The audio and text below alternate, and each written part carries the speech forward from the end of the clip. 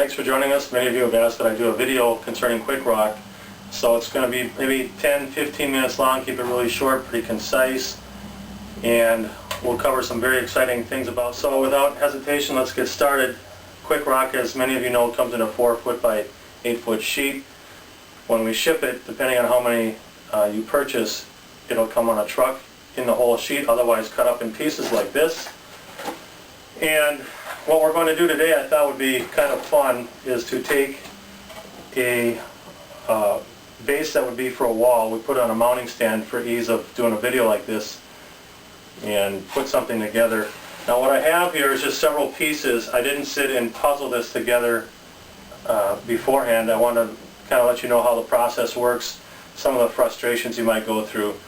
One of the important things with making a rock base, whether it be a wall hanging, a floor base, or just using simple rocks in a mount for a life-size animal or what have you, is to think about the angles. Rock is all about making angles to give your structure something that doesn't look like a big square, like a doghouse. You know, 45-degree angles, 90-degree angles. So when you're over here making your base, keep that in mind. And what we have here is just simply a wall pedestal for maybe a fox, laying on a little bit of a rock ledge. So what I did was put this together, just simple plywood like a lot of you are already used to using, and the rock is so lightweight. A 4 by 8 panel only weighs about 48 pounds. And so let's get started with it. I would ask a client, you know, how do you want your rock base? Do you want a very large one, a small one? Keeping in mind, the more rock you use, the more product cost you have for your client.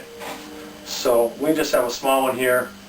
Probably the biggest mistake I see people make with using Quik-rock is they make their plywood base too big.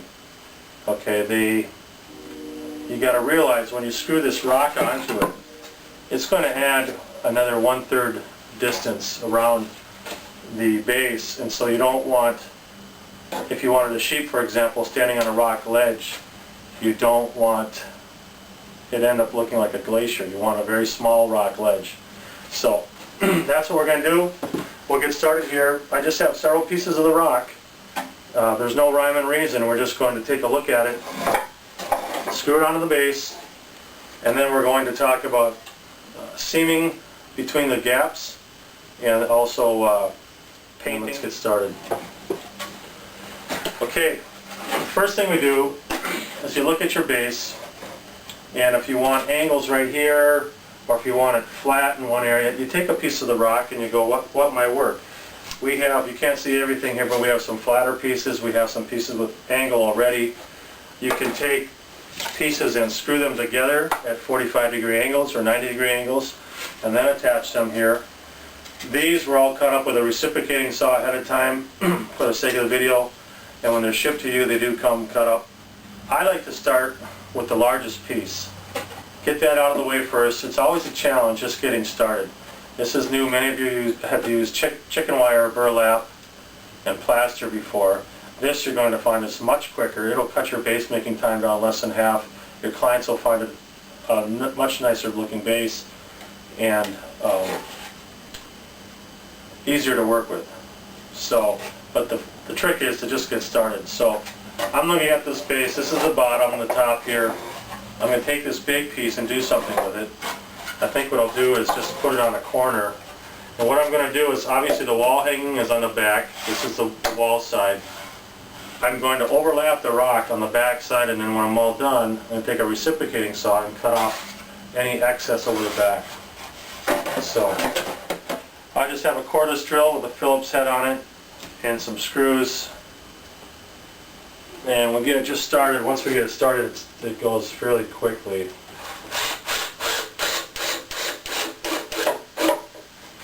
Now, another thing is, when you're putting these pieces together, always put a minimum of 2 screws in each piece. Kind of hold things together. You don't want any shifting prior to doing the seaming. Okay, as we continue on here, I advance a little bit ahead because I know that you'll get the idea once we get started. There's no need for you to see every single piece of rock that I put on here. So you can see we had the first piece on there. I've since added another one right here. This is the bottom, of course, of the ledge. We're going to come along and take another piece of rock and put it on the corner over here. And as we do that, once again, we're overlapping the rock on the back, and we'll trim that with the reciprocating saw later.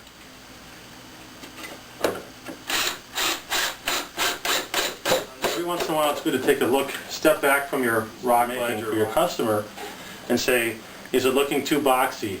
You know, one of the biggest problems people have is making it look like a doghouse, I call it, just flat and square.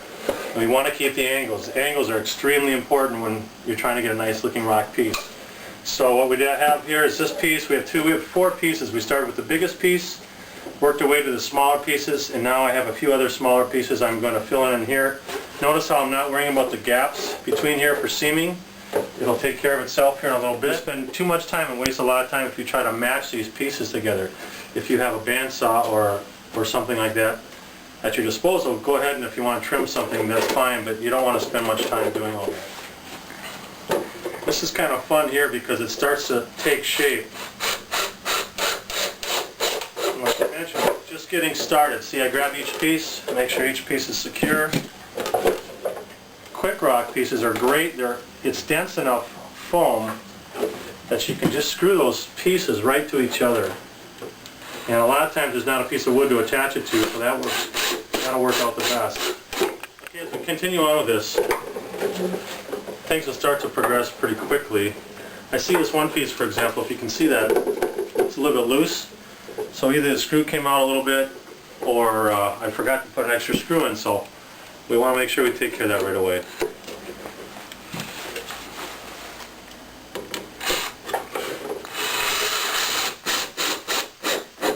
It should suck right in. If you noticed, when I put that screw in there, it has a little flex. Spin it around. I have one gap up here. This is, of course, the top where the fox or whatever animal you have would be on top of there, and that would be foamed, trimmed with a rotating saw. Basically 3 more holes, and then we're ready to start our seaming process, which will go very quickly. We'll talk about that here in a few minutes.